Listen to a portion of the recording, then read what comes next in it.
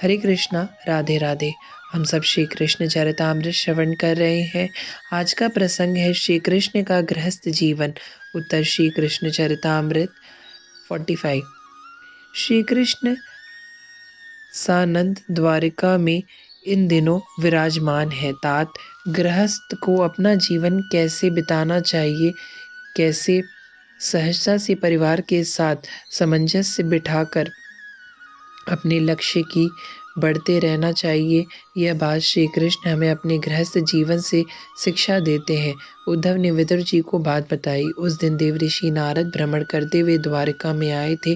वैसे तो नारद जी द्वारिका में आते रहते थे, पर आज कुछ और ही सोच कर आए। द्वारिकाधीश गृहस्थ में रहते कैसे होंगे?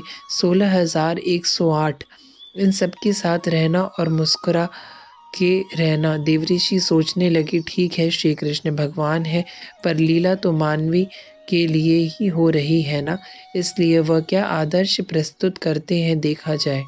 देवऋषि यही सोचते हुए आज द्वारिका में आ गए थे। मन में यह भी था कि कैसे 16,000 के साथ सामंजस्य बैठाते होंगे।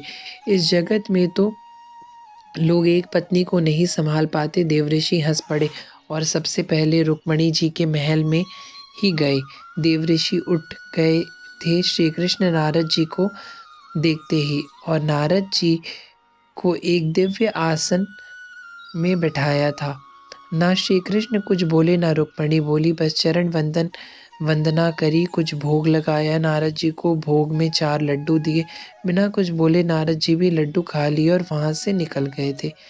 जब जामवती के महल में गए, पर आश्चर्य, श्री कृष्ण वहां पर भी बैठे हैं। देवऋषि फिर बैठे, श्री कृष्ण चरण वंदना की और फिर 4 लड्डू भोग में। नारद जी ने लड्डू बड़े प्रेम से खाए और तीसरे रानी के महल में चले गए। वहां भी श्री कृष्ण और वहां भी लड्डू। ओह, तो इसका मतलब श्री कृष्ण हर महल में है और मुझे इन महलों में जाकर उनके दर्शन करने पड़ेंगे। नारद जी विचार करते हैं, महल में जाने तो मुझे कोई आपत्ति नहीं, किंतु लड्डू 16,108 महलों में 4-4 लड्डू खाए तो नारद जी हंसते हैं। फिर विचार करके कहते हैं, क्यों न सूक्ष्म रूप धारण करके श्री कृष्ण के गृहस्थ जीवन का दर्शन करूं। ऐसा विचार कर नारद जी सूक्ष्म रूप से द्वारिकाधीश के गृहस्थ का दर्शन करने लगे थे। ब्रह्म मुहूर्त का समय हो गया है। श्री कृष्ण उठे हैं और उठकर वहीं पर शांत भाव से बैठ गए हैं। यह ध्यान करते हैं, उनकी मुद्रा शांत मुद्रा है।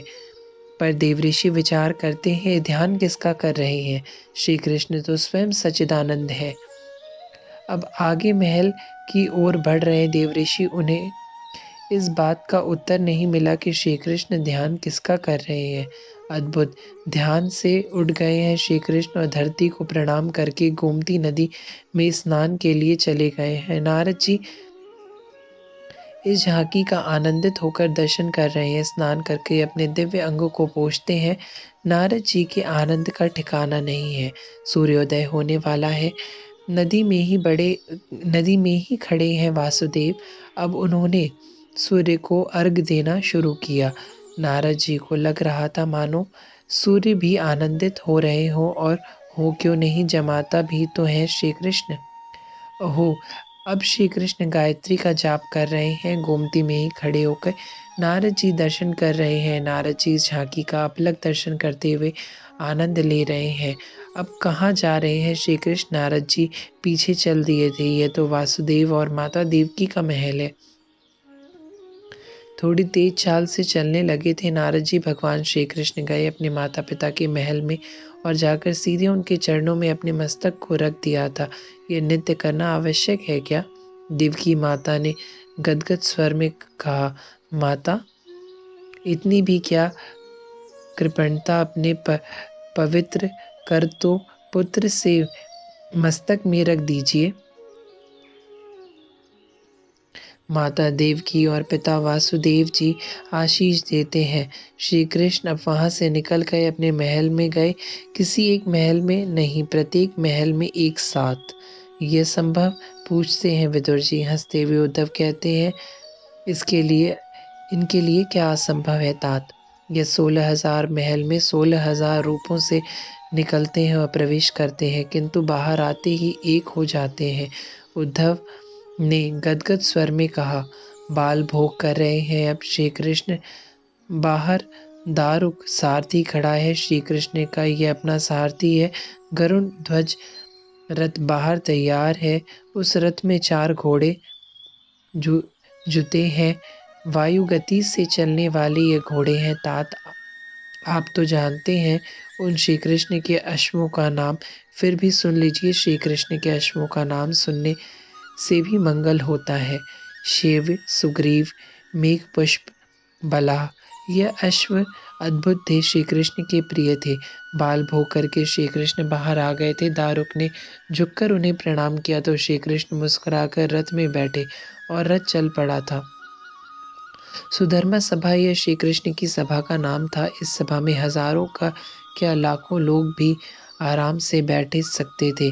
गर्मी में गर्मी नहीं लगती थी और शीतकाल में शीत का प्रकोप कभी नहीं होता था। नारद जी उस समय उस सभा में पहुंच गए थे। श्री कृष्ण का रथ सभा के मुख्य द्वार पर ही जाकर रुका था। रथ से उतरकर सभा की ओर चल पड़े थे श्री कृष्ण। उस सभा में कौन नहीं आता था। मानवों की समस्या तो थी ही और उसका निराकरण भी द्वारकाधीश करते थे, पर देवता लोग भी समय समय पर आते रहते थे।